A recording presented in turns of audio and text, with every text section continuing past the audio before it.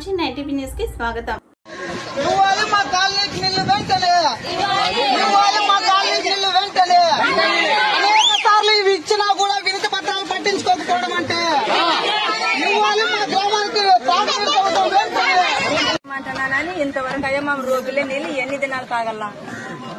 ఎవరింటికి పోయినా గానీ మా 2 గడవలు 3 గడవలు ఇడిస్తే మాకు ఎన్ని దినాలైతే పిల్ల తల్లి మేము ఏం తాగల్లా. అసలు మా ఏరియాకి ఒక కొలాయి లేదు.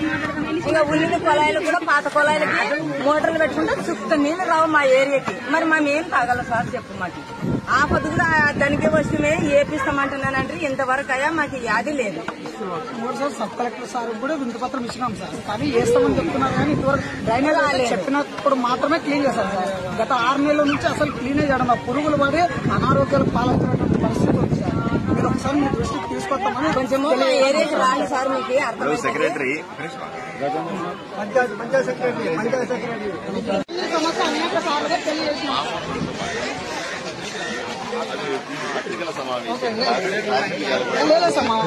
స్టూడెంట్ ఆవేశంగా ఎక్కువగా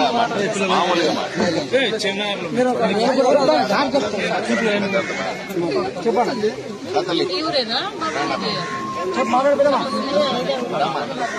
ఏమిటి బింది కథ చెప్పండి. అస్సలు నీళ్ళే లేదు.